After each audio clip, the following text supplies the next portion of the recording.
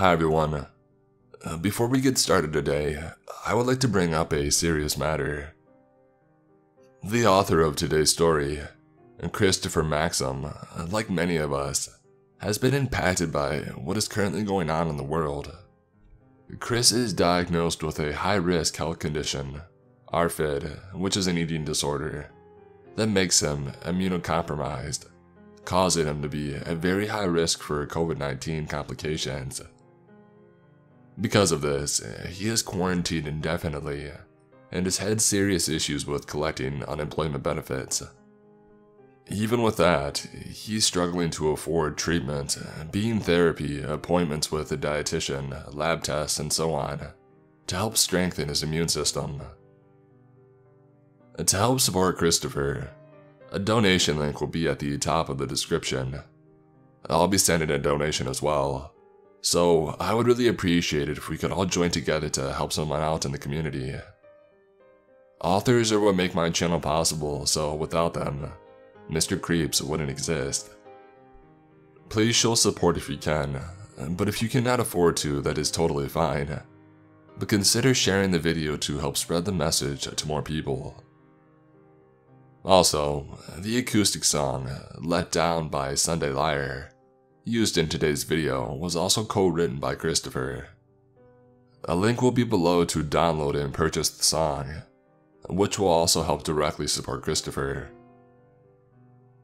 I'm very proud of the community that we have here, and I would love to see what we could do when we all work together for a good cause. Thank you all so much. Now let's get into today's story.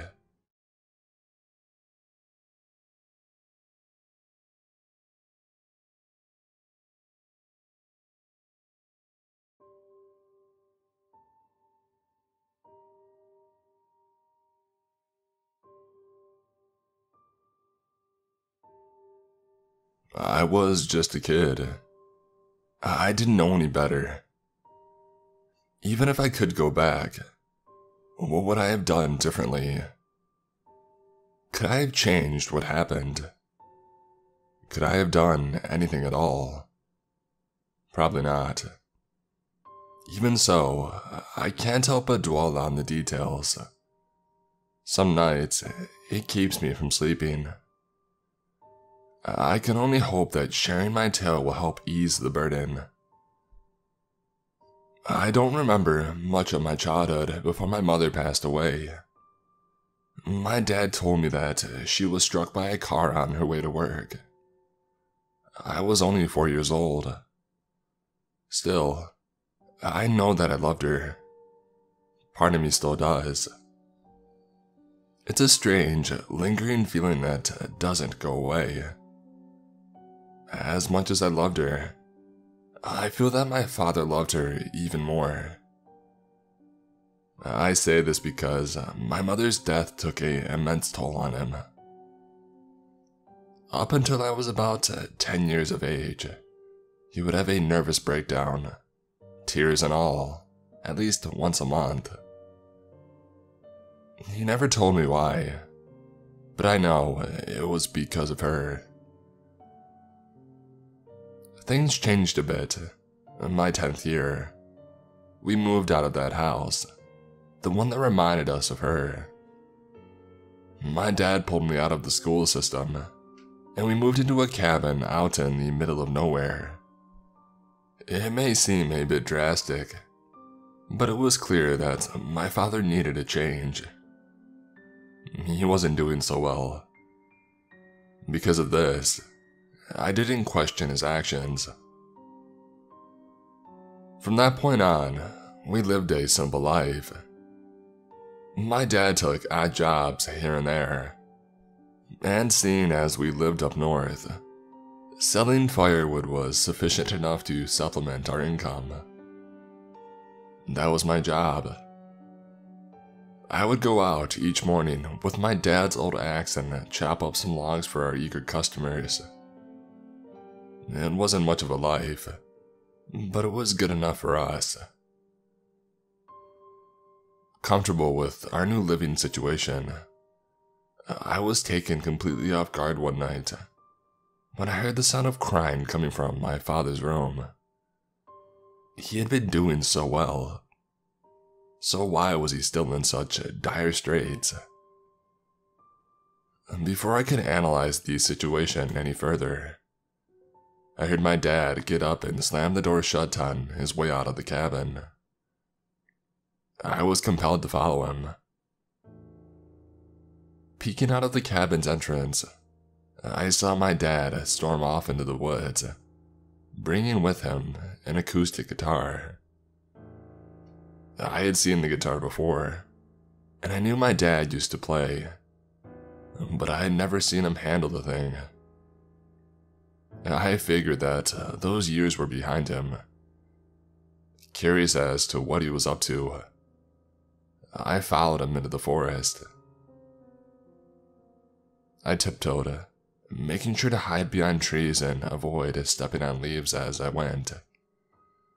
Eventually, we came to a small clearing with a creek running through it.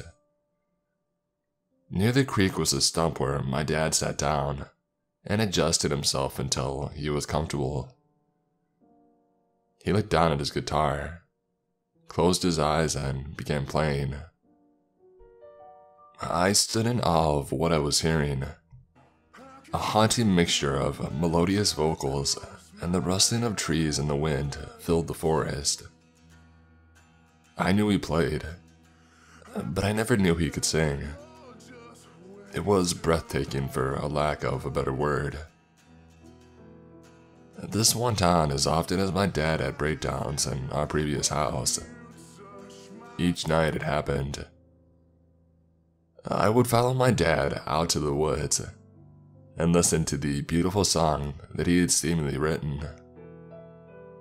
I didn't know what it all meant, but I could tell, even at the age of 10, that it stemmed from a place of great pain. I could tell that the somber, heartfelt tune was about losing a loved one. Whenever I tried to picture my mother, the image was always blurry and out of focus, almost as if what little memory I had of her was slipping away. Whenever my dad played his song, I could picture her crystal clear. It was the oddest thing. This brought me comfort and ultimately helped me come to terms with her death. I had hoped at the time that it was doing the same for him. Being 10 years old, though, it was hard to tell what was going through an adult's mind. Many months passed. The routine was nice for a while, but one night, everything changed. I heard the usual swing of the cabin door, followed by a swift crack against the doorframe.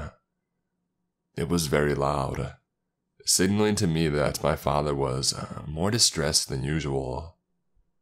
I hastily made my way to the door in an effort to follow him, but I stopped for a moment when passing his bedroom. The door was open, just enough for me to see the guitar leaning up against his bed. How peculiar. I wondered why he had left it behind. In truth, there was only one way to find out. My dad was already at the creek when I had arrived. He sat on the stump, motionless and quiet. He was in a sulking position, and his eyes were closed. Without his guitar or voice, the forest around him was void of sound. The only thing I could hear was the water in the creek as it trickled by us. Soon enough, my father began singing. I could tell it was the same song that he had always sung, but it sounded off. Without his guitar, his voice was muddy and out of tune. There were some awkward highs and lows that made my stomach turn. Though his eyes were shut, I saw tears force their way out and watched as they swam down his cheeks. Eventually, he stopped singing and he broke down crying. What happened in the following moments will stay with me forever. As my father wept, something strange happened. A milky white fog danced across the water. At first, I thought my eyes were playing tricks on me, but eventually, the white smoke gathered above the creek and took shape before my very eyes. It was a spirit. No ordinary spirit, mind you. It was my mother. My father stopped crying and instead began shivering. He opened his eyes and looked up to see the specter. He almost fell backward in fear. The ghost of my mother reached out and began choking my father. His face went from red to blue before my mom stopped. He fell to the ground and vigorously gasped for air. I couldn't bring myself to lend a helping hand. I was stuck in a petrified state. My father tried to crawl away, but it was no use. My mother began clawing away at him. She tore through his clothes and eventually his skin. I watched in horror as she reached into his body and ripped out vital organs. His bones snapped like branches. His blood tainted the water. His voice once again filled the forest. Only now, it was screams of agony. I couldn't bear to watch any longer, so I closed my eyes. With eyes shut, I remembered the song my dad sang. I started humming it to myself, and just like that, I calmed down. The world around me became quiet. All I could think about was the song, that beautiful tune. Memories of my parents came through the floodgates as I hummed. Tears rolled down my cheeks. I couldn't help but fall apart. What did my childhood become? Where was I to go from there? Eventually, I stopped humming and I opened my eyes. The apparition of my mother was gone. My dad's open corpse lay on the stump where he used to sing. As the scene before me sunk in, so did my heart. It crawled into the pit of my stomach and it made a nest. It would stay there for many years to come. I don't remember running back to the cabin, nor do I recall calling the local authorities. What I do remember is the look on their faces when they took me back out there and saw what I had seen. The sight of my father's body was a grisly one, that's for sure. It was unlike anything the town had ever witnessed. Still, it was taken care of in a swift and respectful fashion. In the coming months, the investigation came to an end. The true cause of my father's death was never determined, but that doesn't mean there were no answers found. My mother's body was discovered buried beneath the creek. My father's axe was determined to be the murder weapon. One of the theories floating around town was that my dad was the jealous type. They think he convinced himself my mom was having an affair, and then he lost his marbles. Feeling guilty, he moved us out near the dump site, so we could be closer to her.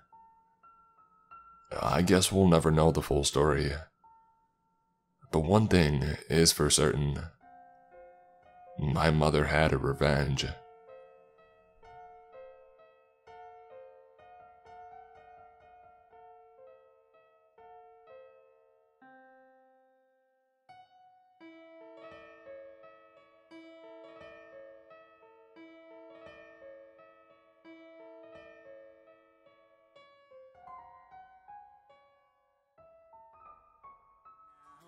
I can feel you